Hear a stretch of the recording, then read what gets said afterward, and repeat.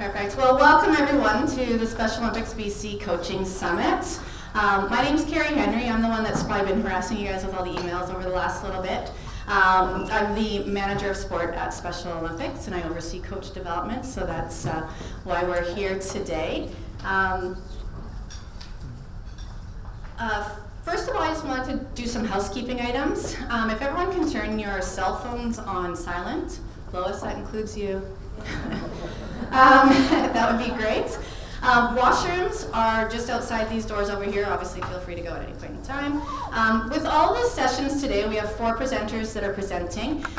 There will be the opportunity to do questions throughout their presentations, but this afternoon when we're doing the roundtable discussions, that will be your opportunity to really ask your questions in that. So if it's a sport-specific question that you have, save it for this afternoon, and then you can ask the experts at that point in time. Also, all of these sessions are being videoed by ViaSport. They've kindly come in to do that for us. So just so that you know, these presentations will be put onto our website within the next month or so. So you will have access to all of the presentations as well. Wonderful. In your packages, there are notes pages for, I think, most of the presentations, so you can take notes as you go and stuff as well. And then we'll move into the agenda. There is an agenda in there for the weekend. Like I said, we have our 4 presenters today. Laura is going to be our first one for mental training, Karine for nutrition, Derek for kind of strength and conditioning, planning, all of that for training, and then Jacques Thibault will do some coach development, and then we'll head into our roundtable sessions. We have organized all of you by sport because we have so few opportunities for you guys as coaches to network with other coaches from around the province. So we decided to take advantage of that. It also helps us with the roundtable discussions. That's more sport-specific questions, and it affects you as your coach in those areas as well. We will not need the iPads until tomorrow, so don't worry about any of that. One last thing with the iPads, there's some coaches, probably mostly our Team BC coaches from the last summer team, that if you're really familiar with the iPad apps that we're going to be using, if you could come let me know at lunch today, just because we need some people to help with just going around the room and assisting for Darren's session tomorrow. So if you could let me know, that would be great. So for this weekend, the performance program, so just a little bit of a background of kind of how we got to today in this summit. So 2 years ago, a few of us from our office met with Allinger Consulting International to talk about our high-performing athletes. It's one topic that we've always shied away from in our program because we don't want to look like an elite program, because obviously that's such a few number of athletes in our program. So we always look at our grassroots level athletes. But in doing that, we've kind of underserviced our performance athletes. So we started working with the Allinger Consulting Group. They are the individuals that developed the Own the Podium program for Vancouver for 2010, and they also worked with Russia for the last set of games as well. So huge experience, obviously, with the group that we worked with. So when we met with them, we decided to target 2 sports, track and swimming, to start seeing what we could do with some of our high-performing athletes. We introduced functional testing, which we'll get into a little bit tomorrow as well, to give you a little bit more of an idea of what our functional testing is. But it was testing just to give us a baseline for our athletes to see how they could improve health-wise with regards to specific fitness tests and performance tests that we do. Included in that were, we did some camps with a bunch of the groups to bring in experts from the sport to work with our coaches. Because what we found from the Allinger Consulting Group is that it's the coaches we need to develop. The athletes, get to a certain point, and then if that coach doesn't have the knowledge to go past that point for that athlete, then that athlete doesn't kind of progress from there. So it's all of you that we needed to develop. So all of these camps have really been, we brought in athletes to just have kind of as test people to see what you were able to do with the coaching education that you were receiving. But it was really focused on the coaches and providing you guys with the tools that you could bring back into your programs. When we discussed the performance program, the intent was always to have a trickle-down effect too. So a 10-year program is kind of what we looked at. How can we bring it down so that all of the resources that we're using for performance, as well as Team BC, all of that, how can that come down to every single athlete in our program? Because all of our athletes need mental training, all of our athletes need nutrition. So there was always that vision of 10 years as well. So this is kind of our first step to introducing the processes that we use to all of you. And it doesn't matter if your athletes are high performing, if they're just that grassroots level. Take what you can from this weekend, because every little bit can help you with developing your athletes.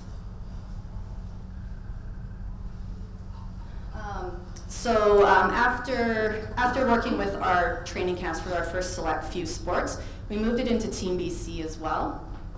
So for the last year and a half, we've done a variety of camps. We actually did 24 camps over an 8-month period for our 11 sports that attended national games this past summer. So we were looking at results and stuff. So in working with the Allinger Consulting, which I'll say is ACI just for easier sakes, of the swimmers that were in our initial performance training camps, they increased their amount of training just a couple of times. They had, like I said, the mental training and nutrition aspect added to that as well. And then we went from there to see how they did at provincial games. So in looking at the times of, I think there was 24 athletes that were in this program. So as you can see, from regional qualifiers, from the qualifying scores to regional qualifiers in 2012, they were 2.9 faster. That was the % training difference between those athletes. Those athletes, after being part of the performance program at provincial games in Langley, they were 5.7% faster.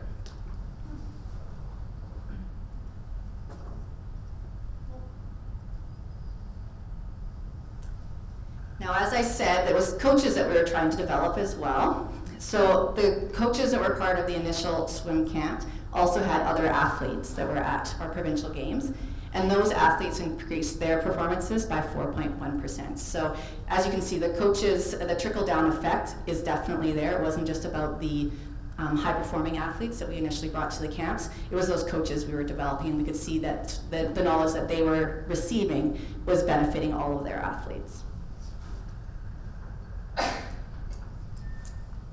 And then those athletes that didn't have one of our coaches that was involved with the performance program, they only increased by 1.3%.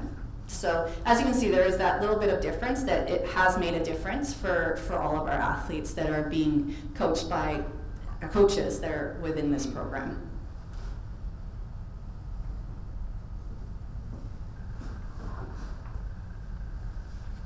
Okay. So that's kind of how it's come to this point.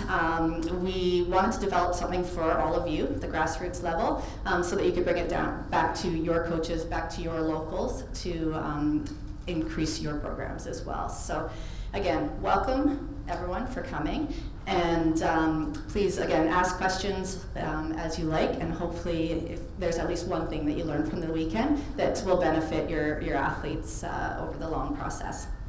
Okay. So our first presenter this morning is Dr. Laura Ferris. Some of you might be very familiar with her.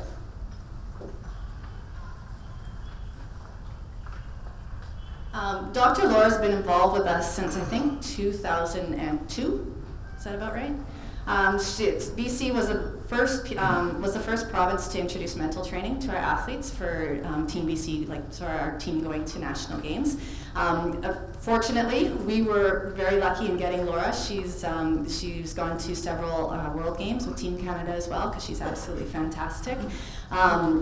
And knows our athletes well, and kind of what works with our athletes as well as what works for you guys as coaches. In the last year, she's actually been training two other lovely ladies that were on our team going to national games this past summer, Ali and Sarah, so that we have more access for you guys for mental training questions and suggestions and all of that. So I will let Laura come up, and like I said, Dr. Laura Ferris.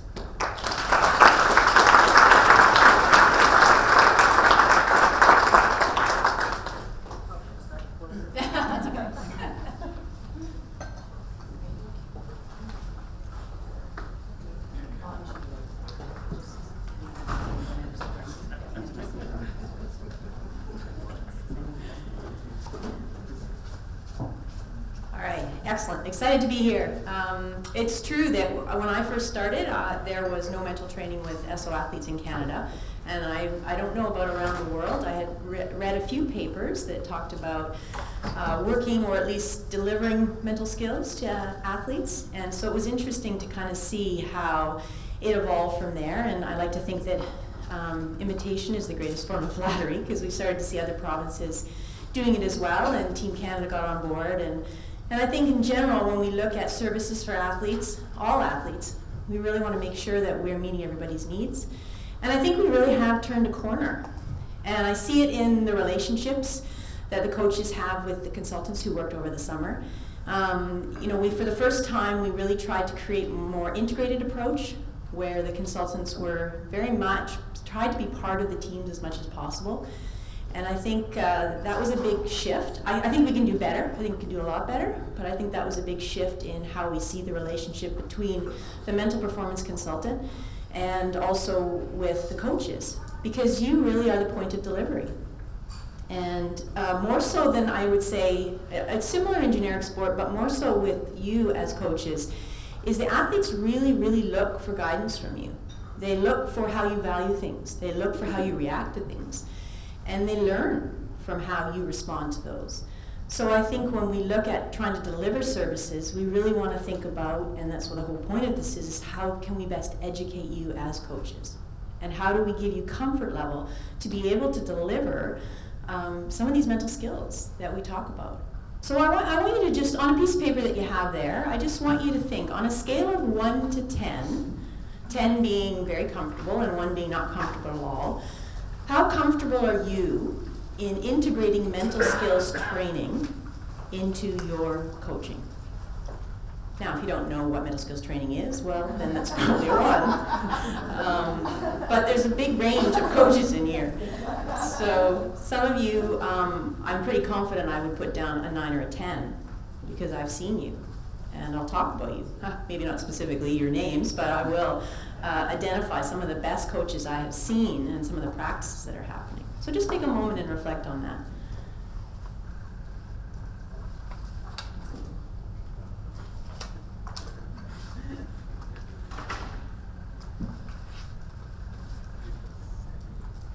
So what are we going to look at today?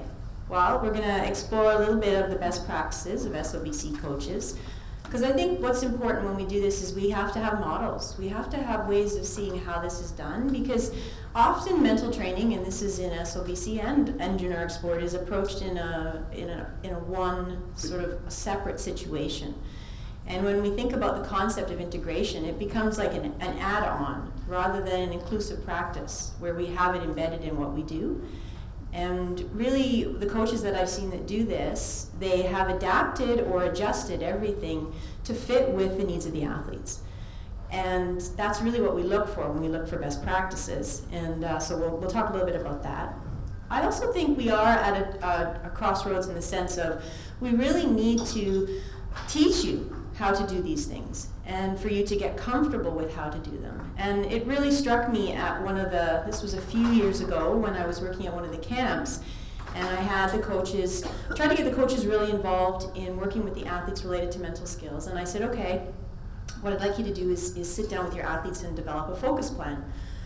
And one coach out of the 7 that were there was able to do it. And not that the other ones didn't, but they just weren't sure what that meant. And that was a downfall of me not preparing them better for that. But it also spoke to the downfall of how we educate coaches in using a lot of these things. So being able to break things down, being able to know what you're looking for as far as directing attention. And we'll see that focus is really what we're trying to create. And that's the big piece. So we have to think about how we can do that consistently. And then the idea of debriefing. How we debrief performances, how we learn from our experiences, how does that actually play out within our performances?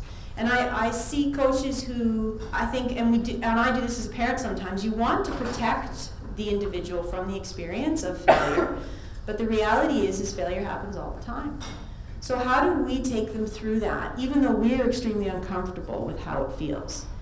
So I think debriefing is a really great opportunity to be able to explore the experience for the individual, whatever experience it was for them. And for some of them, it will be, that was great. It wouldn't matter if I failed, if I was successful, that was awesome. You know, it's always the same thing. And that's great, because then you kind of check in and you know where they are.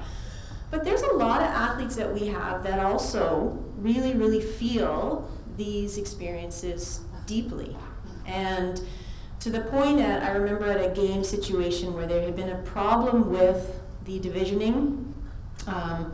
And so when they went to give out the medals, they had given a medal to an athlete that actually later they wanted to take it away. Now, you can imagine what that experience would be like, because these athletes train really, really hard. And they talk about, oh, first thing I'm gonna do is go to McDonald's after this, because I had to cut off for 6 months, right? So they're so focused, and they commit so much to that. And then to have somebody tell you, here it is, congratulations. Oh, hang on a second, no, you don't get it. So this athlete had a really extreme emotional response, as any athlete would, right? Go try and take away one of the Olympic athletes' medals and see how they would respond to that. So, but I don't think it's something where we need to rush them through that, because it's their experience. So with debriefing, we need to be able to hold the space for the athletes, let them figure it out with the help of us. And then if they're ready to let go, then great. If they're not, then think about some time for them to be able to let go. Like maybe, okay, sleep on it tonight, and then by tomorrow, let's have a little chat about it again and think about where we can move from here. And I work with coaches in generic sport who are like, okay, that was a bad game, let's just leave it in the locker room. And then they walk out, and it's like, okay, that's great for you, but that's not what happens, right? We hold it, we want to process it. And that's human nature. We want to understand ourselves as performers. So that debriefing part comes in huge in there. And then really there's a lot of other influences of that, of focus, and they're all embedded within sort of the frameworks of being able to pay attention. And I'll just touch on those, and those are things that we can talk about maybe hopefully in the round table, or really anything else that you would like to talk about.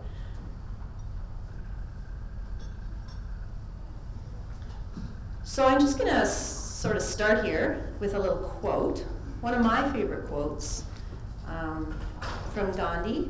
And I'll read it out for you just because I like the quote. You can read, I know. First and lowest level involves seeing differences between people and therefore treating people differently.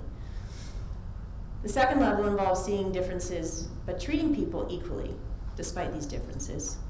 And then the third and ideal level is to no longer see differences and treat all equally. Now, I teach at Douglas College, along with the consulting stuff that I do, and I teach a course in inclusion and physical activity.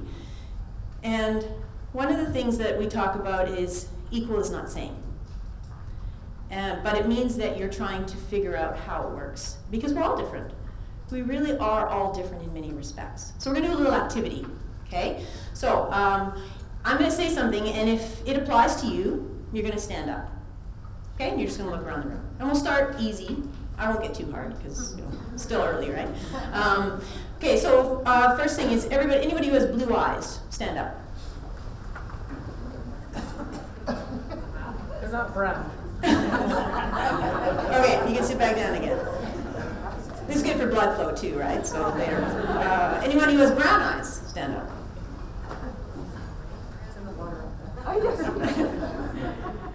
Okay, you can sit back down again. Anyone who is a Facebook addict, stand up.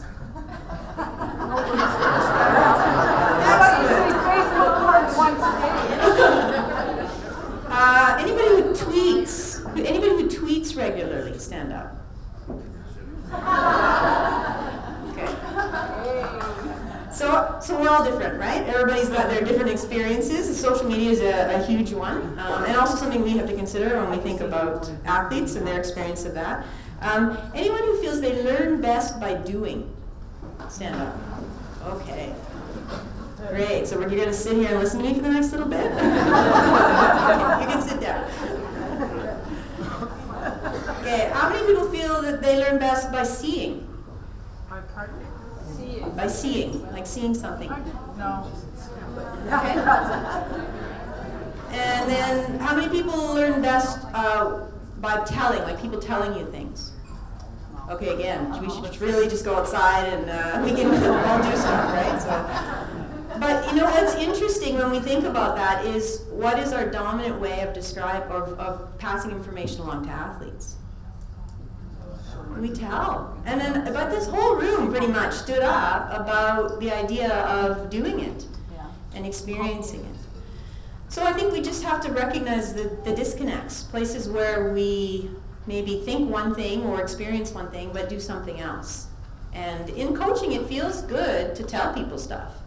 You know, and that's part of the problem in some respects, is because we feel like we're being helpful or functional, but we're actually not.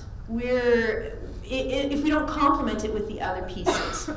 So we really need to recognize that we are all different in many respects, and we need to think about how do we best apply, or what are the best tools that we need to use to be able to be effective with the athletes that we work with, and whatever their needs are. And there's a huge range in there as well.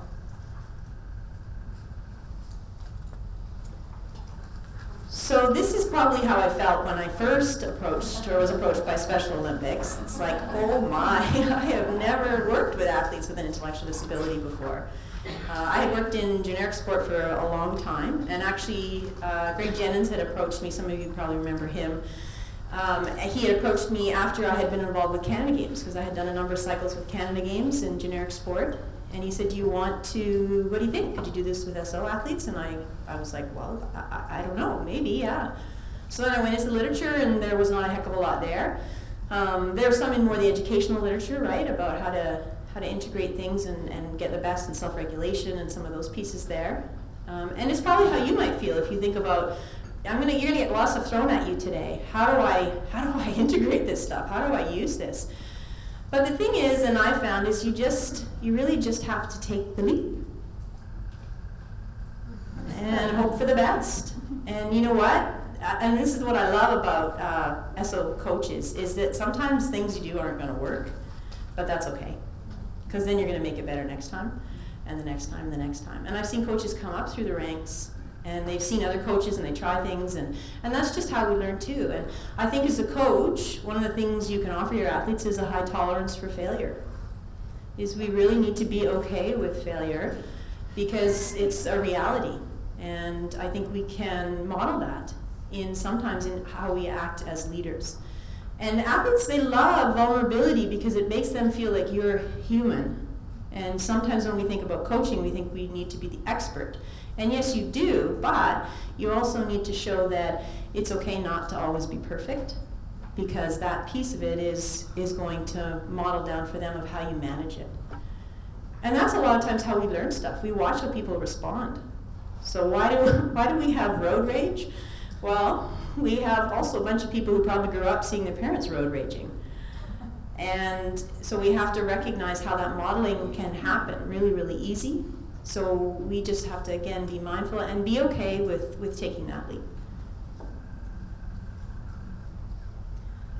So I got four main points related to the SOB coaches that I've seen, BC coaches, and the things they've done. And probably, first and foremost, is this feeling of connection. Being part of something. Feeling like you matter, and feeling like the relationship between you and your teammates matters.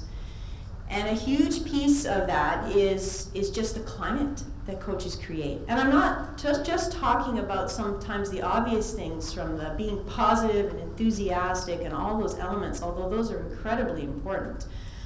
But I'm also talking about the things that you do to create that connection with the athletes. So, when I walked into Gage Towers when the games started, and it was sort of the time before, so athletes are kind of there around, and I walk in, and there's the rhythmic gymnastics. They've got their entire little room, and the girls are, and maybe it's because it's girls, I don't know, boys could do it too, but they were doing crafts, and they had things that they were going to put on their walls, and little statements and phrases and all these positive things that were around there. And they're all looking at each other's, and it's just creating this connection.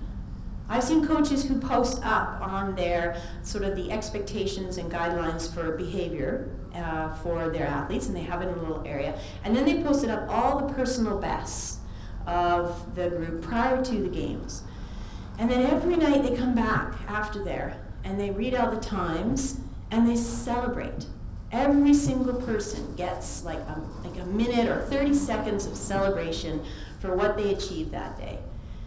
And so then what we start to see is athletes who run faster, who think better, who just do all these things in a much more comprehensive way, because all of a sudden they feel they can. And they also feel because they need to, because of other people are kind of depending on them.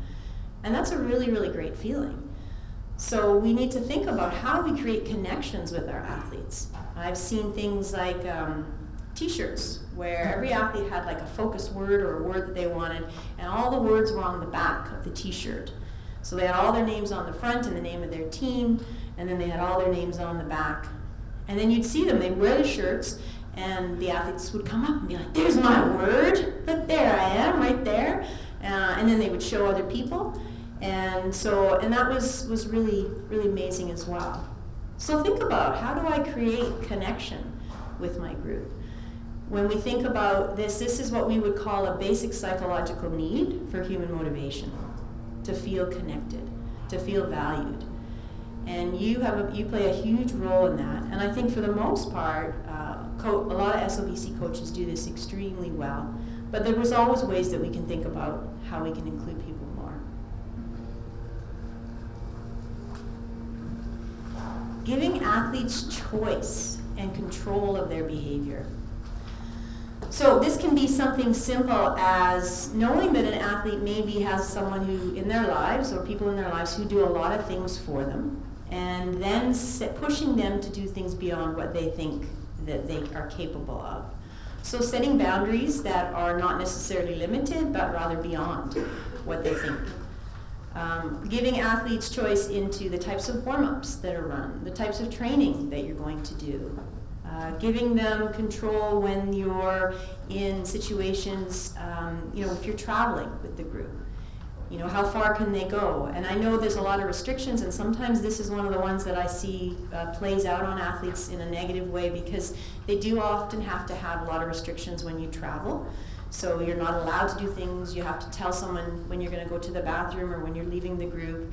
And that would be like you or me telling, okay, I'm just going to head off over there for a second, right? And it's a little bit almost embarrassing and sometimes frustrating, because that's not how you are in your day-to-day lives.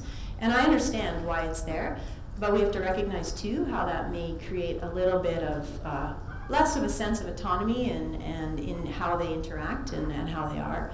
So, but there's lots of ways that we can kind of continue to do that and to think about how we can create more options in there. I remember working with a group, one of the groups, and I had come up and they said, I said, well, how are you guys doing? And it's like, they were really frustrated. I don't know what's happening. And I said, well, what do you mean? And they said, well, we know that we have something tonight, but we don't know what time. And we know we're having a meeting, but we don't know what time. And we're really, really frustrated. So I thought, okay, that's fair, right? You just need to have a kind of a layout of the schedule. So I think sometimes we need to think about how we can lay out the day for the athletes. And I think what I see with these really great coaches is they'll have a schedule out. And they'll have it posted up there, and some of the athletes will have it, or they'll have it in their room. And they know exactly what's happening when they're happening. When I travel with generic sport, and this is the elite level, half of the time we spend prior to competitions is laying out the schedule. So you know when you're going to have family time, you know when you're going to have this or that, so you don't have to worry about it. And that is really key. So, but I also need to have input into that. How are we going to negotiate that? Or why can't I go down and get souvenirs right now? And plus doing that also helps athletes focus, right? Giving them they know when things are going to happen, so they know when they can be kind of in that moment. So just think about how do you create opportunities for choice and for control within behavior, because the athletes really, really like to have that. And sometimes we do it because we're afraid, we maybe limit, but sometimes we do it because it's easier. And we need to think about how we can maybe push that a little bit. And like I said, the coaches that I see that do this, they get the thumbs up from the athletes. They feel like they could, they do have a lot more options within the situation. And the last one, and then there's the second one, the last one that comes with this one, but the idea of being able to demonstrate competence. So you set clear expectations, athletes know what you want, and you know what's expected of them, and that's really key. You also design activities and drills that allow them to demonstrate that competence successfully, and then also to challenge them. And I'm not talking about, woo, you did something because it's easy. I'm talking about you push them because it's hard.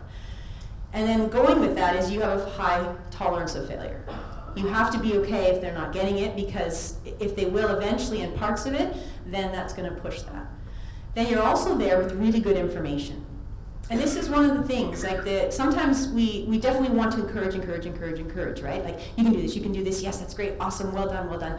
But sometimes for some athletes, if you continually say, awesome, they don't listen anymore. It doesn't mean anything. So we've got to follow that up with, okay, well, what could I do better? What could I adjust? What could I change? And really, when we think about how it works, we have to create that picture in their head. This is what you did well, and this is what you could do better. And sometimes when you have a range of athletes, or even if you're not as comfortable with the sport, we've got to figure out how we can challenge that athlete at the highest level, and also how we can make sure we're still challenging the athlete maybe who's still learning or developing a lot of those skills. So having that information is key, and that's what builds kind of our engagement and our self-esteem when we feel that challenge. And we all want to demonstrate competence. So the three things I've just described for you are what we call our three basic psychological needs. And when we have those met, we are the most motivated and engaged in situations. And when they're not, then that's when we see the opposite.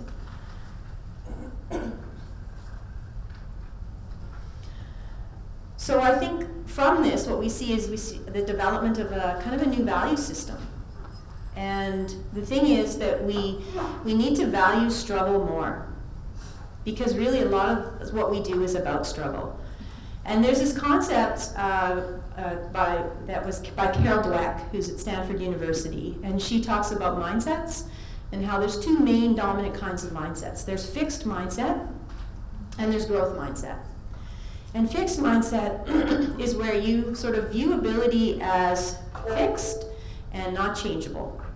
So you are constantly trying to pick activities that allow you to show that you are good. And the challenge with that is sometimes you then are shy of trying things that are too hard. Because if you don't show that your ability, then it feels like you're not any good. So, and sometimes we develop those types of, or that mindset, because we get feedback that tells us how good we are. Which is a really interesting thing, because what we think might be good, like, you are a natural, that sounds like a great comment, doesn't it? But the problem is if I'm a natural, then I should be able to do this all the time. So if I were to divide you guys in half, and this is the studies that Dweck carried out, and I gave you both sides a puzzle, and I got you to work on the puzzle. And then afterwards, I gave you two different kinds of feedback. So for you guys, I focused on, you guys are puzzle masters. You are awesome at puzzles. That's amazing. But the feedback I gave to you guys is, wow, I really liked how you tried to figure out how the pieces went together. There was that one piece that you had real trouble with, but you just kept trying and trying and trying, and then eventually it came together. Now I offer you to do the same level of puzzle again, or I offer to give you a harder level of puzzle. What do you think you choose? Same level. Why? Because I want to be a puzzle master. If it's too hard, I won't be a puzzle master anymore. And what did you choose? The harder one. Yeah, because I want to be challenged. To the point where sometimes If we give something too easy, and this is Dweck's, what she suggests, is we should be saying to people, wow, I'm sorry I wasted your time on that. That was too easy for you. We need to find you something that's harder so that you have to struggle a bit. So we think about that. Now some skills don't come naturally, right? And so there's going to be natural struggle in there. But what if we valued that more? What if we were able to kind of push people beyond that? And I see that with those really great coaches. They find ways to sit with that struggle and to try and move through to that next space. And you see the athletes excel because it's not easy. I mean, you know, just even trying to work out regularly is hard, right? So we have to make sure that we are valuing kind of that piece of it. Valuing choices, strategies people make, choices they do to do stuff, right? And then when individuals choose that difficult task, like really, really sort of reinforcing that, that's amazing. You know, you could have done this, but you chose to do that. That's fantastic. I know you weren't able to complete it, but the fact that you tried that, I'm really impressed with that. And then the obvious one is using mistakes as learning opportunities. So those are sort of the things I see as really, for those really high-level coaches within the SOBC system, the things that maybe we can think about as the models for how we can do some of this stuff. So if we look to some of the basic things here, so mental skills and strategies are embedded into their coaching. And if you're not sure what those are, we'll go over those a little bit. So, and I think I'm running out of power.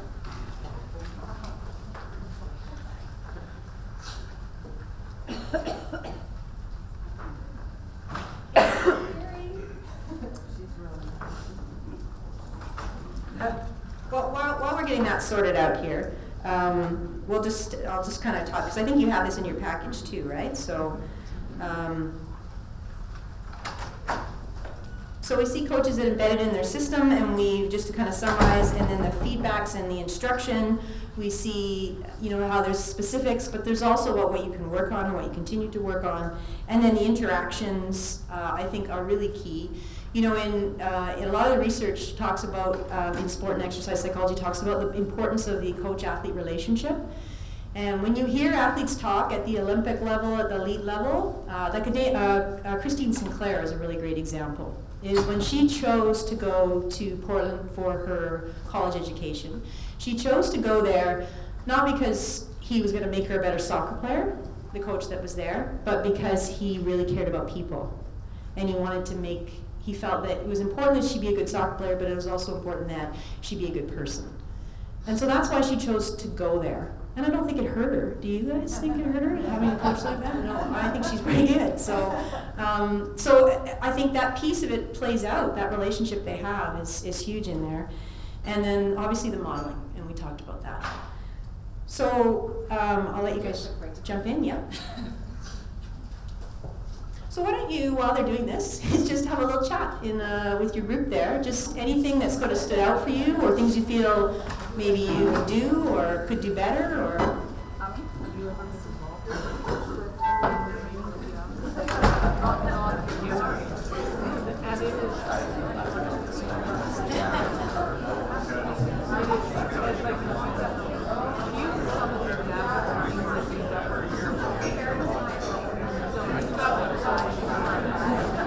I will not. I found that. And we were one of the first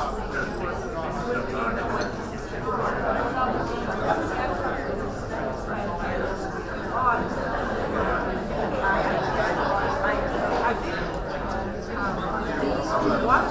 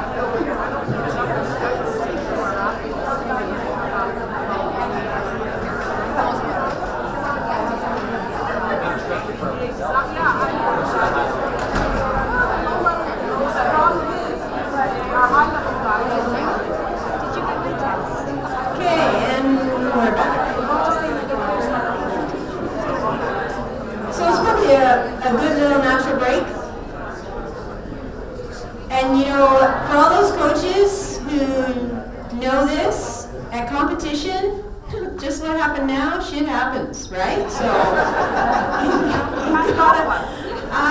you gotta roll with it. You gotta go with it, and again, they're watching you.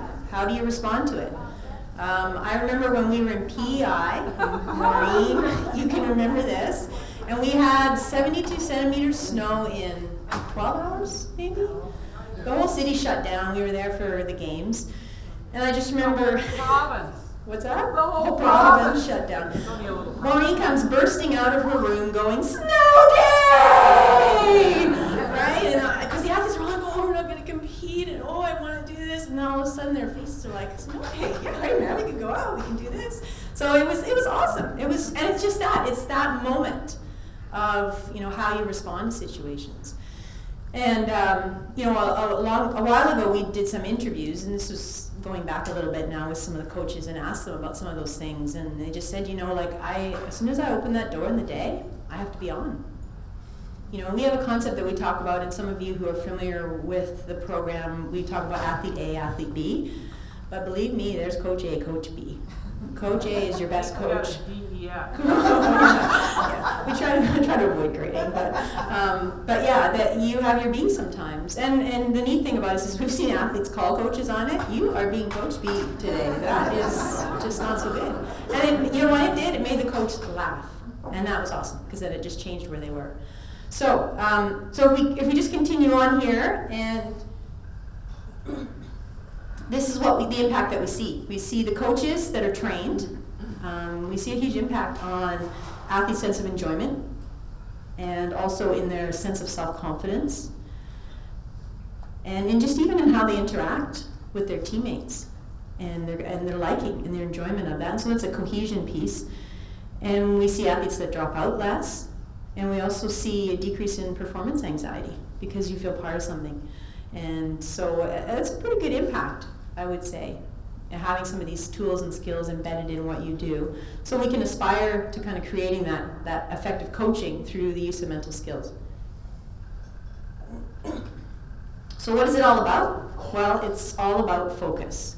And really, if there's nothing else you take away from today, this idea of how do I create focus, how do I get athletes to focus, what do I do? And you can see the cores of those are fairly simple in many respects. It's how you feel, how you think, and your actions.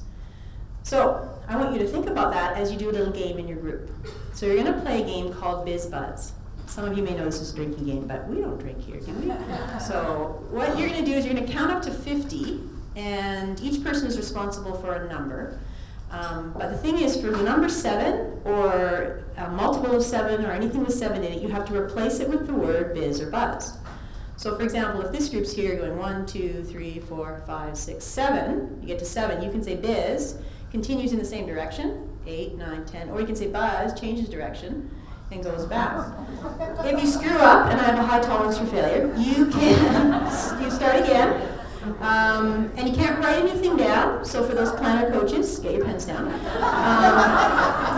have to have just use what you have. And you're trying to get up to 50. First group to 50 goes woohoo, and fairly loud so we can know who's won. Okay, are you ready?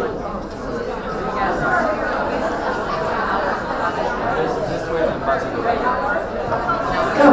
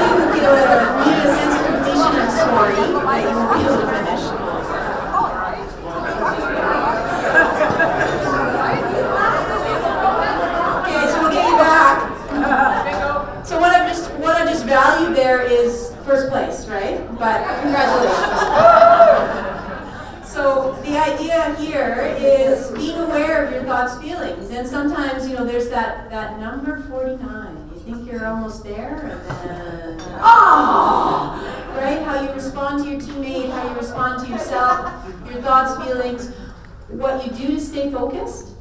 So, and think about this as we go into the next part, because we're going to look at the two different types of focus, internal and external focus, and where we direct athletes' attention to. That's optimal when we look at focus plans. So keep those in mind, how thoughts and feelings. So to simplify it, we think about preparation focus and then performance focus.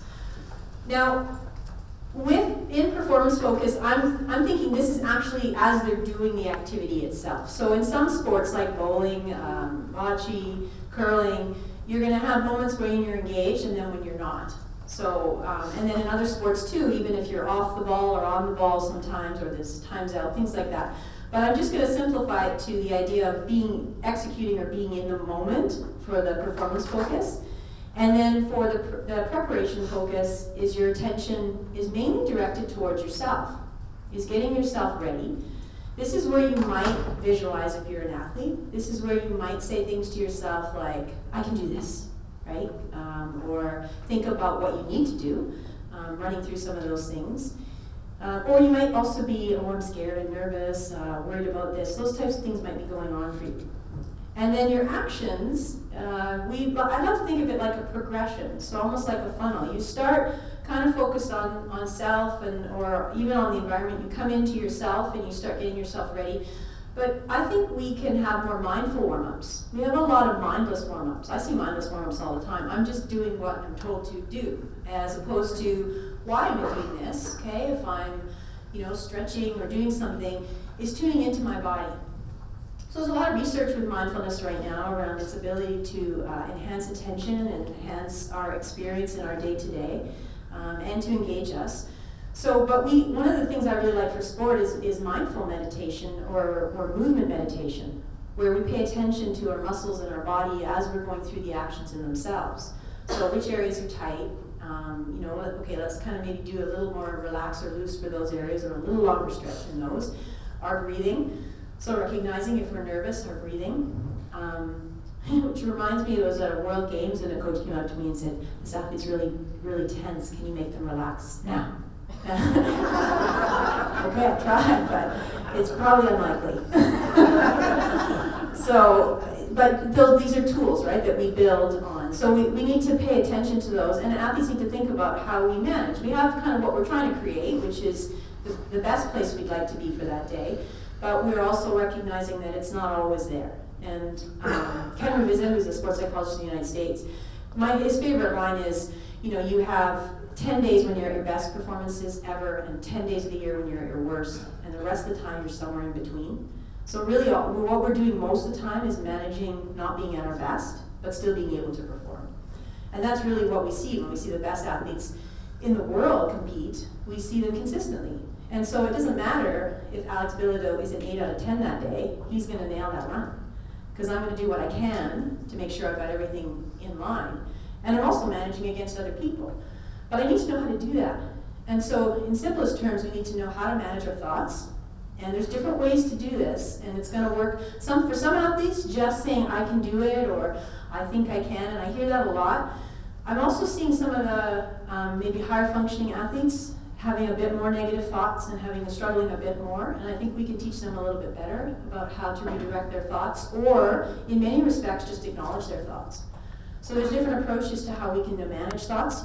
Some of it comes from what we call a cognitive behavioral framework, which is where we try to change them. And then another approach, which I really like, is the mindfulness approach, where we just recognize them.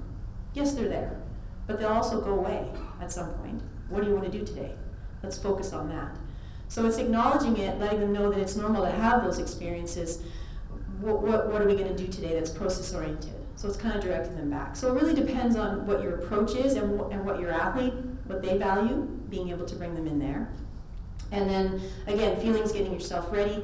A lot of that can be physical. Some of it can be the breath, which I think is one of the easiest ones to teach people, and just the different types of breathing. More and more groups and teams are doing yoga, And once they get past that, a lot of the poses are really hard. The fact that the breathing is about connecting to your body. So thinking about how in a training setting we can teach people, even just stretching, how we teach them to connect to their breath and the rhythm, because the rhythm is there, and we notice if it starts to become shallow, and so we start to breathe from up here, or if we can kind of connect into lower down. So these are just, I'm giving you some a little bit of tips as we go, and then the actions. But it's mainly as we get ourselves ready, internal.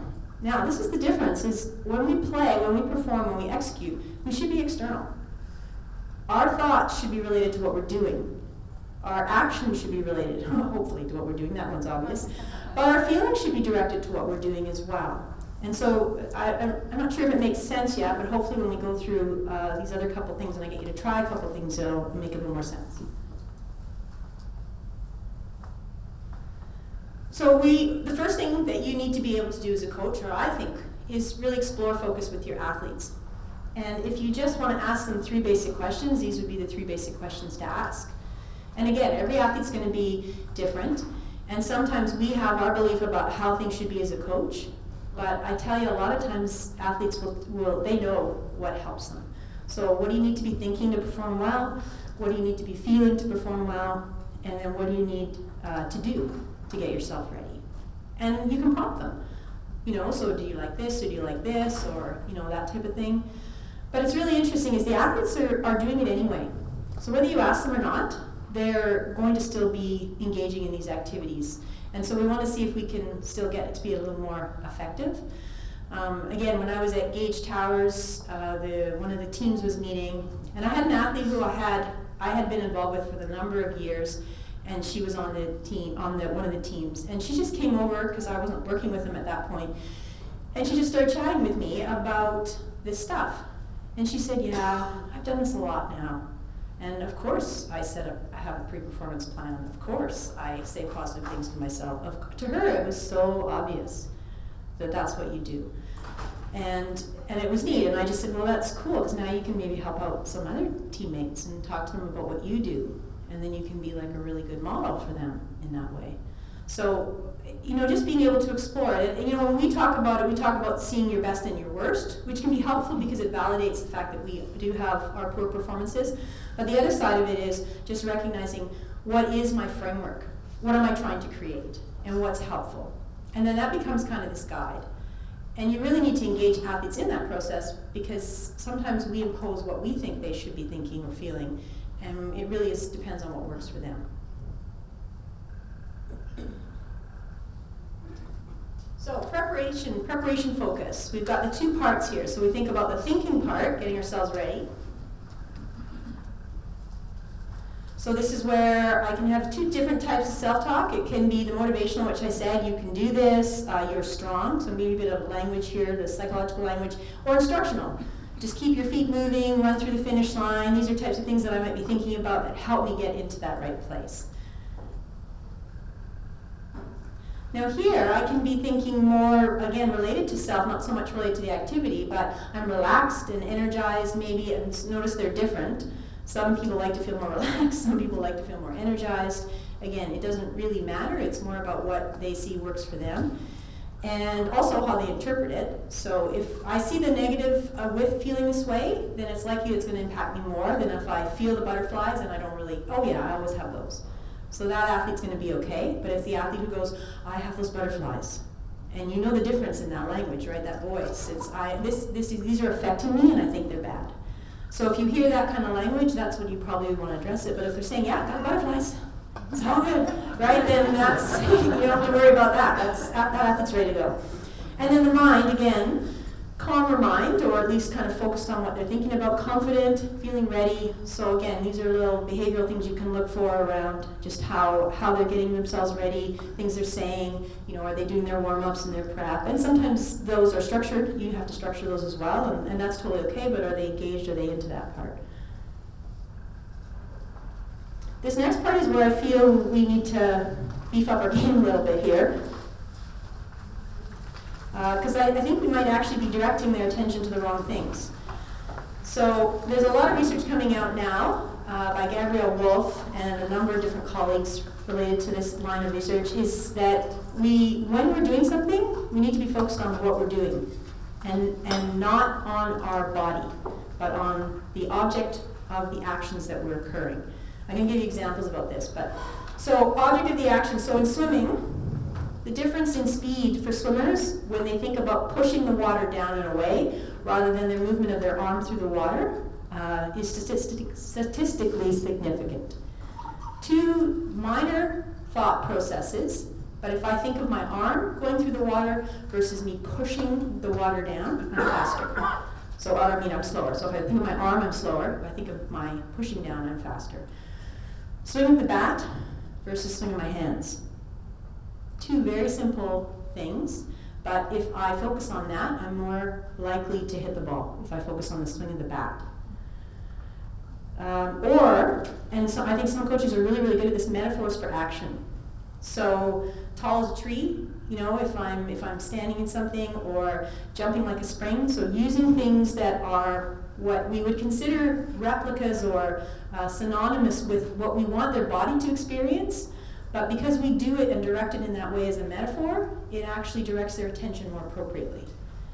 So you can think about those different things for your sport, how you do it. And I see it sometimes a lot with, say, rhythmic or with ice skating, where they would naturally have descriptors for things within that. Well, when we start to direct their attention internally, it actually engages a different system in their body. And there's research supporting individuals with intellectual disability as well with this. So this isn't just coming from generic sports or activities. And it's coming from both from people learning the activity for the first time and people who have done the activity for a long time. So when we think about the feeling then, it should be connected to what the object of the action is. So I need to feel strong, the strongness of how much the water's moving. I need to feel smooth, reaching for the sky if I'm thinking of the tree, or bouncy, even targets to where I'm trying to get, depending on what that action is. So it's minor, but it's significant. And I think that we can look at how we can continue to maybe take what we do and direct it a little better. So another example would be volleyball. If you're trying to do a serve, instead of the sort of the mechanical pieces that we talk about, toss the ball up and then, use your hand to spin the ball, they think of a bowl. Think of a bowl and spinning the bowl. And that will create more accuracy with somebody than if I tell them to focus on my hand hitting the ball. So I know these things seem fairly simple, but they're, again, significant in how we're directing our attention. So I'll give you some examples, and then I'll get you to try a few things, okay? So jumping forward on one leg. So the obvious here would be internal focus would be maintaining balance on the foot. But if I'm looking really at increasing my ability to be able to do this, I would think about targets on the floor.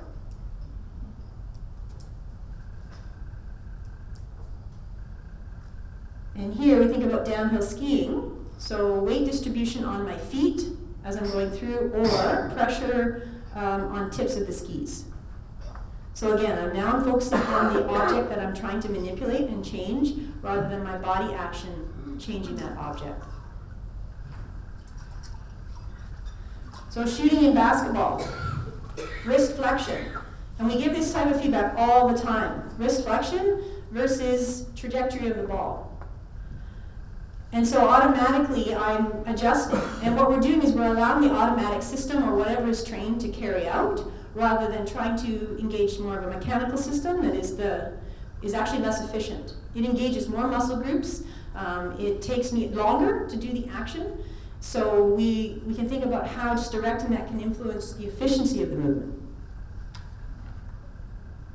Okay, so I'll ask you a couple here before I get you to try some stuff. So performing a spin in ice dancing. Any skating coaches here? I'm not putting you on the spot, so anybody can answer. So we're doing a spin. So for those of you who don't know, right, going around, and the arm position is your internal focus. What would you think? Any guesses? Say it to your partner. No idea. Okay, yeah, don't look at your sheets, okay? Put your sheets down. Speed of rotation. So as opposed to my arm position coming in, so we hear this a lot with skaters and spins and jumps and all that stuff. There's a lot of direction towards the body. Thinking about the speed of the rotation, even with the jump, right, is thinking about the target of where you're trying to move to. So some of this research is suggesting that that's more effective. Okay, where's my soccer players? Soccer, okay. Part of the foot contacting the ball. So you're dribbling the ball through the cones.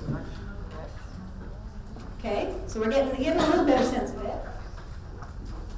Spot on the ball. Now this seems crazy. How would this make such a big difference? I just told them to put their foot on the ball, but no, now you're telling them to contact the spot, but they go through faster. And they learn the skill longer, like the learning retention is higher for later testings. Okay, where's my golf? I think I saw golf. They're scared to put their hands up now. I don't want to have to answer. Softballs in here too? Yeah. Swinging your arms. I already answered this one for you. Yeah, swing of the club or swing of the bat. Or in some situations further down you could think about trajectory, but in this situation, because, well, golf, if you look up, it's problematic, right? That's what I do. Okay, so we've got swing of the bat or the club. And then performing a dance. So rhythmic, where's my rhythmic? Is any rhythmic in here? Yeah, a few. So individual steps. So you're doing a routine, floor routine. What do you think?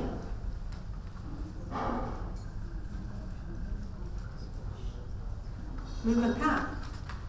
So again, they're not big shifts, but they're shifts, they are shifts. And when we're providing feedback to someone for execution, we want them to direct their attention in an effective way so that it's coming in that direction. So I want you to try something, okay? So you're going to stand up, because we probably really need to, because you're learn by doing, so we haven't done a lot of doing.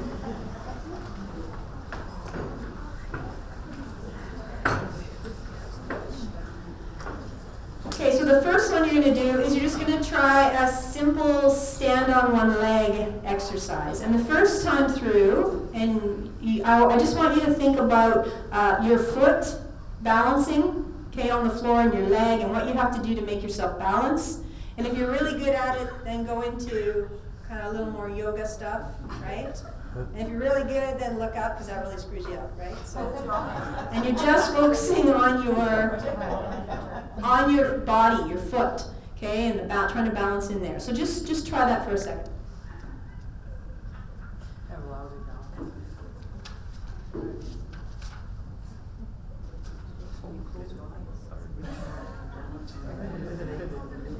Boy, we look silly, eh?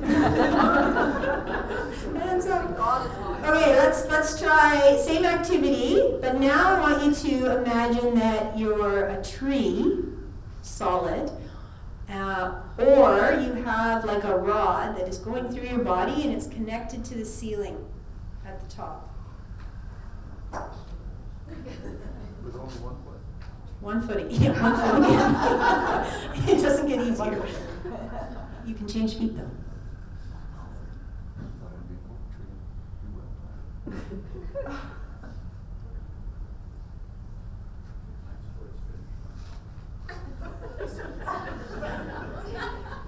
Okay. Notice anything? No. No, this is not. So I mean, obviously, the better you know, or as you're getting more comfortable with it, and balance obviously is something that Derek will talk about as well, probably. But there is an element in there where we see body shifts, body changes, and efficiency in movement. And some of you, I could see it who were at the front here, even just how you held your body was a little bit straighter, which obviously goes to balance. And so there's some adjustments that happen in there, okay? So depending on where you are in your activity here, or where you are here, I want you to try a little jump. Okay, so you're going to try like a forward jump. So we're going to call it like a broad jump or whatever. And all you're trying to do is think about trying to move your body, push your legs, power legs as hard as you can. So you're trying to create as much space as you can, so like a hop forward by just thinking about the power in your legs. Okay?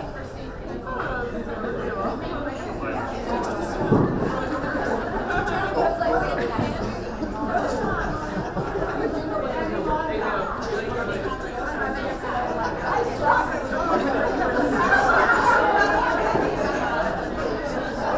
Okay, so your second focus is to pick a target. So you're trying to get as far, so the line, like imagine a line that you're starting at, you're trying to get as far past that line as you can.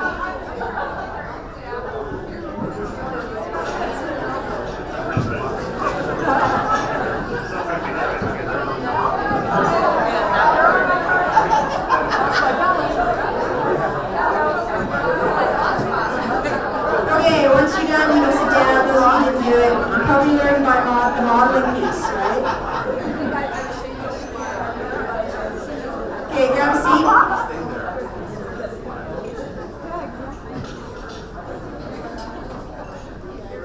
There's lots of different activities that you can do this with. I run a lab in my class, in my fourth year sports psych class, where we go through all the different activities, first time internal, second time external, and it's pretty interesting to see the differences in their scores. They do like the height test where you have to like knock the things over. The other piece is they have to run upstairs, and you focus on stairs versus your feet versus pushing the stairs back, and the difference in their speed is quite interesting. So just, again, we're just sort of focusing on thinking about how we're directing attention appropriately, and that comes into then how we get them to think about their focus plans. So you can think about your activities, so what type of internal skill, what skill you have, what type of internal focus you tend to direct athletes towards. But then when you're providing them feedback to do it in the moment, how could you shift your focus to more external type of feedback? And then we come back to this. So that little space in beside, in between, is really where athletes get caught. And I go back to those sports like golf, curling, bocce, where I have time to go back into almost a preparation focus. I can think about how I did, I can make some adjustments, but then I need to go back to the other one. I need to go direct my attention back to my performance focus. And if I don't, then I'm changing the efficiency of my movement, the effectiveness, and my accuracy. So again, we've got to think about that when we do the focus plans for them. So focus plans are really breaking down kind of their detailed set of plans where we get athletes to direct their focus. They become a point of refocusing, and they are a point of being able to reflect. Were you able to stick with your focus plan? What was hard, what wasn't? And then it provides us that opportunity to see where they are. Now for different activities, so if we think about race-oriented, so we've got snowshoeing, we've got track, we've got all the sports, swimming, where you would have a start and a finish and a time, where you go in between, is breaking it down in here. So when we think about pre-race, we're thinking more internal. So we would ask the athletes, what are you thinking about? What are you thinking about here? And then what do you want to be feeling? But then as we break the race down, we want to think about directing their attention to those external cues again, and the feeling of those cues as they produce those cues in the water, if swimming is an example, and then how they direct it at different phases. Now depending on the athlete, you may have a few boxes. This is the most simplest one for a running type of sport or activity, or a time sport. But you can break it down more depending on it. So if it's a longer race, you might have, first lap, second lap, you might have certain corners where they direct their attention. And what I usually do to dictate the body of the race shifts would be where the athlete maybe has a bit of struggle. So if I start to feel tired, if I start to feel this or that, what do I do? And like I hear all the time with the coaches who talk about running through the finish line. So that clearly is an external focus, which is great. But some athletes also may get distracted by the internal experience, and that's where this becomes hard, is if I am physically tired, I want to direct my attention to it. So how do we get them to get back out again? Well, first of all, they have to have something they can direct their attention to. Second, they may need to acknowledge what's going on inside. Yes, I'm tired. Where's the finish line? Right? So Yes, I'm tired. Boom, boom, boom, boom. And sometimes some activities, the individual may need to shift a bunch of times or has to shift. Doesn't matter, that's the struggle. And that's a good struggle. And if they weren't able to, then that's something that they can learn from and kind of continue to practice. Sometimes we think about for games and for sort of those performance type of sports, you know, pre-game and then during game, but during game can be quite complex. So, for example, with soccer or sports where they would score runs or goals, you may have a piece for when we get scored against. Or in curling, when they have a big end, the other team has a big end, how we respond to that.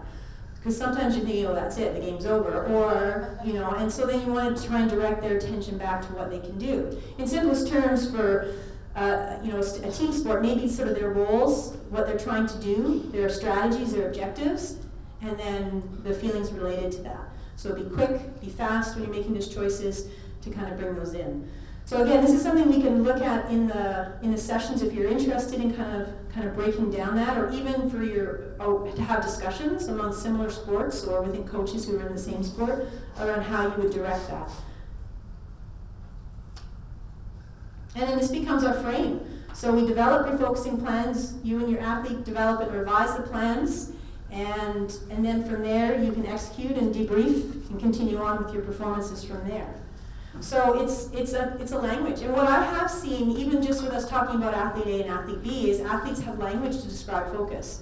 And that becomes really critical as a coach if you're talking to them about, you know, where you want them to put their attention to, the things you want them to be able to do, and breaking that down a bit more.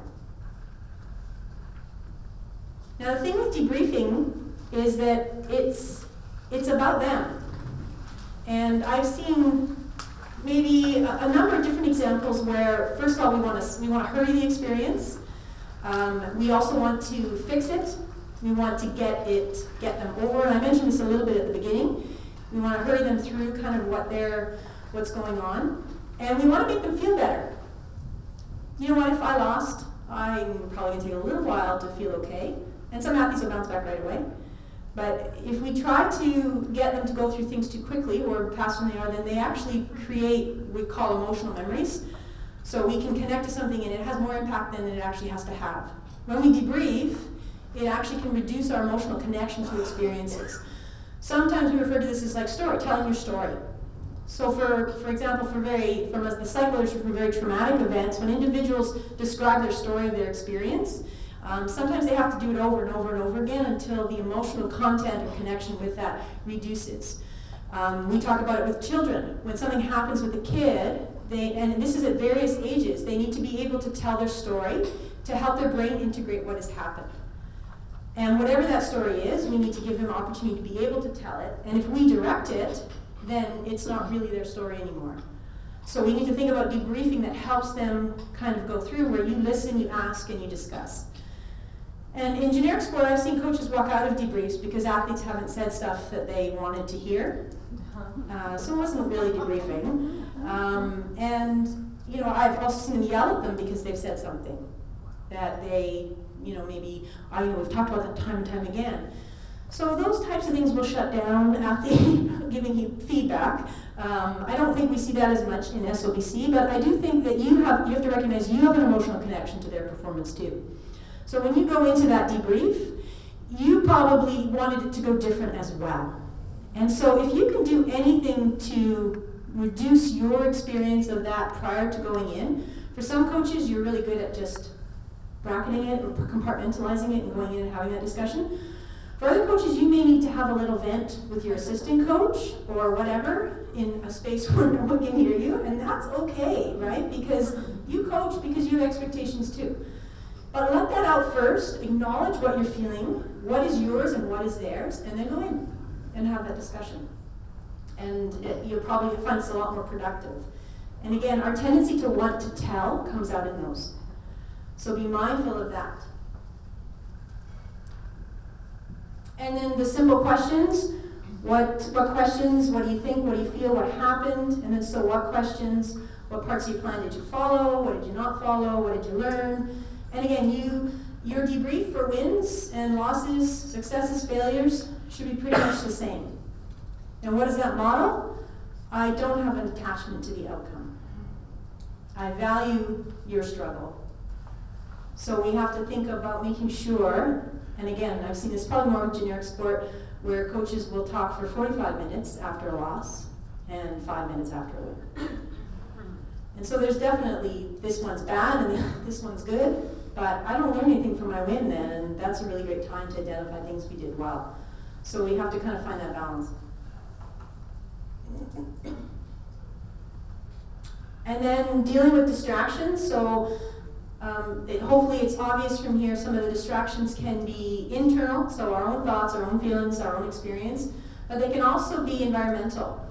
And this is really interesting, I think, that I often see at games, the crowd does really affect, it affects everybody, but I find sometimes a lot of the SO athletes will either get upped by the crowd or downed if there's not that many people cheering, or kind of more shifted by the environment.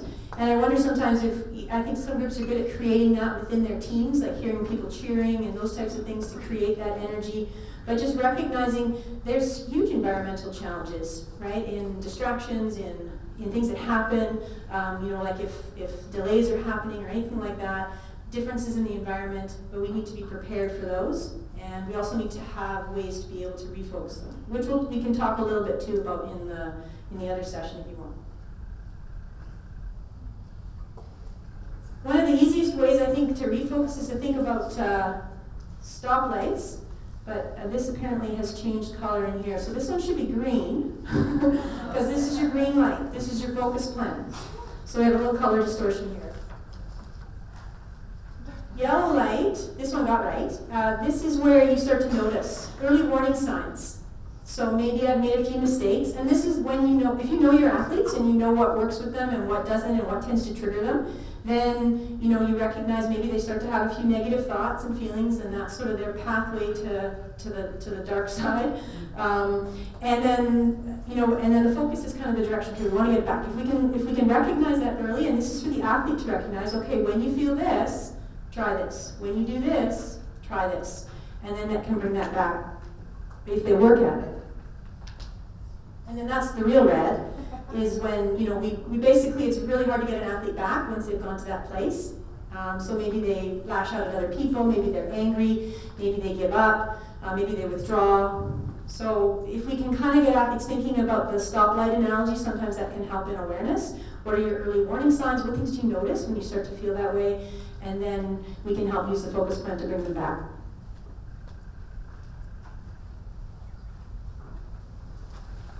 Now, a lot of stuff I'm talking about here is right out of what we would call the NCCP, Competition Development Psychology of Performance idea. And this is the framework they use. So I've kind of added a few pieces to it, but this is their direct framework. So focus, this is what they teach coaches in the competition development level. Focus and the stuff that we've talked about, debriefing and getting focus plans, and then also effective goal setting and use of visualization, and then dealing with distractions. So there's modules within each of the modules to talk about a lot of those things. And we're not going to have time to go into visualization and sort of goal setting or the dealing with distractions specifically, but again, these are topics that we can discuss or describe or share when we get into the round table. So just to kind of cap off here, in a recent study, 90% of coaches surveyed said they regarded MST as very important, which is very common. People say, oh yeah, that's kind of a good idea. And then, however, only 46 implemented MST programs themselves. So there's a disconnect here. So what is the discrepancy? Why do you think that, you know, people might not want to, or maybe why they would have that 50% difference in believing in it but not doing it? So think about that. And then, I mean, it could be lots of different things. Maybe you don't feel competent to be able to do it, and we want to be in that expert role, so we don't want to do things that make us look silly or stupid. And I've had coaches say that to me, well, I don't really want to do an imagery thing because I think that it's kind of, like, it'll make me look really stupid. Or the athletes won't be listening or engaged. And then they just do the one. So that's that kid leaping off the board, and they're like, wow, they totally like closed their eyes. It was really weird. And they got into it. And I've had athletes come up to me afterwards, yeah, my old coach used to do the imagery script thing before games, really liked that. So like I said, they're doing it anyway. Lack of comfort, that was the first question I asked you. Lack of role models, so that's partly some of this conference is being able to chat with coaches who do this stuff, are the models for this. Lack of time, we can't give up any time. This is something I hear a lot too. I only have an hour and a half in the gym, and I need to use that time. So if you truly take an inclusive approach to how we approach coaching, then there's time for physical training, there's time for mental training, and it's all embedded in with what you do. So giving an athlete, 4 or 5 minutes at the end of practice to fill out a journal or a reflection sheet or have a peer debrief shows that you value that. And again, it comes back to that modeling piece, and the athlete will take off from that and see that as important. Or you're not a believer, and I get this too. We had this at the very beginning when we started this program with SOBC, because we had coaches who were like, what? Why are we doing this with our athletes? But then what happened was the athletes sold it to them. It wasn't me, but they would see the athletes in the session getting up and telling them about their imager, I imagine my dad chasing me, and that's how I run fast, right? So they had this image in their head that was creating that opportunity, or the types of words they were saying to themselves. Or even what was quite shocking for some coaches was when athletes talked about their struggles. Yeah, I get really nervous before competition.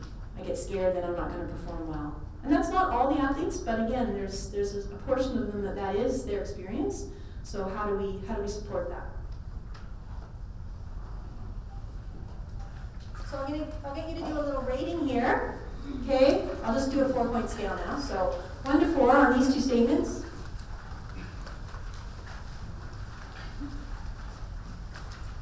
And you're just rating your comfort. I develop focus plans with my athletes. I involve athletes in developing focus plans.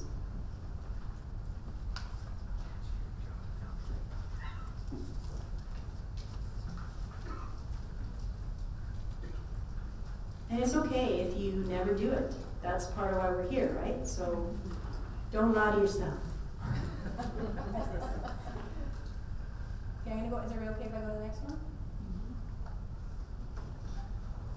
So if you're not sure still what a focus plan is, That's something we can talk about and break down.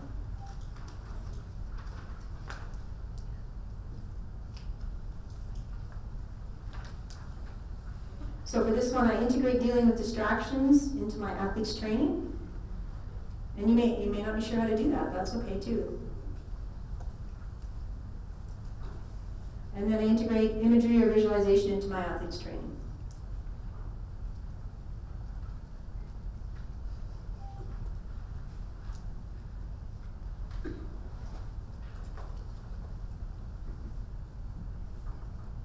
and then last one.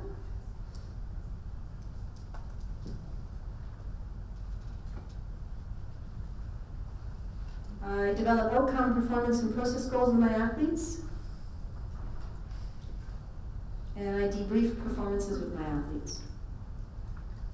No, it doesn't say that you do it effectively or not. It's just that you do it. At least try.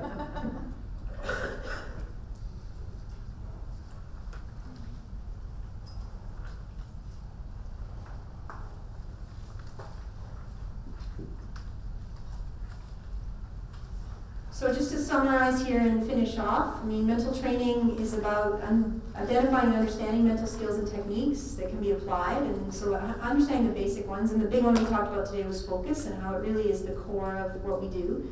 But then practicing and integrating it and giving athletes ideas to do inside, outside.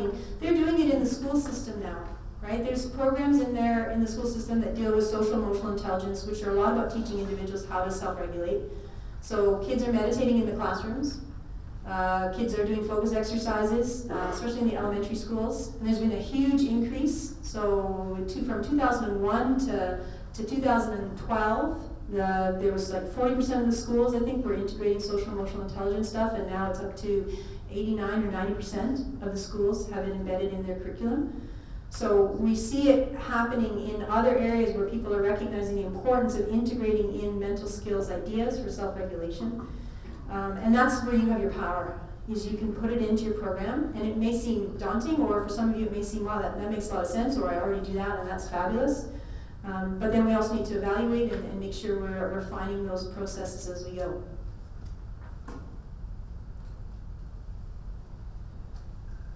coach-driven program. A lot of the programs are in generic sport as well, but particularly so here because of the stuff I mentioned at the beginning. And you create the environment, and you influence the process incredibly. Like I said, to the point where athletes will, they'll run something in 20 seconds normally, and then now they're running it in 15 seconds. So like they can shorten their times up of how they do things. And I really firmly believe that the power is yours. All coaches need to be educated how to do this. And it's once you figure out how to do sort of the basic stuff, it's embedded in your program, and it's like having good coaching plans. They're just there all the time when you need them. And like I said, your athletes are doing it anyway, so we might as well try and help them do it effectively if we can.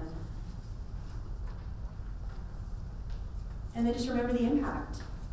We do this, sure, and I purposely didn't put any pictures of the medals on here because I see so many pictures of those medals, and again, it's great and it's problematic at the same time. And I'm not saying that we don't need the medals, because I really think that we also need to find that balance between valuing the outcome and the success in what you're doing. But I think in order to do that, we need to value that process a lot more too, so that there's a balance in there. And we have issues at every games where not every athlete wins a medal. And sometimes I think, that in itself is a challenge, because when you go to the Olympics, most people don't win, right? And they're okay. Well, they're not okay, but they, especially fourth place, that sucks. But you still have to deal with it. And so sometimes I feel you protect them a little bit much. I get the balance and all that stuff, but I think we need to make sure we're valuing the whole process. And then so for the round table, please bring your questions, your discussions, your ideas. We have some things, Ali and Sarah are going to help me with the round tables, and because they're going to be working probably more with the Team BC stuff and with the program throughout. So we can discuss everything you want, as long as it's related to sports psychology, and just some of the things that we talked about today. So keep those in mind. Questions you have, write them down now, because you'll probably forget after all the next sessions, and then we can have a further discussion. So thank you very much for listening, especially those people that learn by doing, and I appreciate it. And we'll see you this afternoon.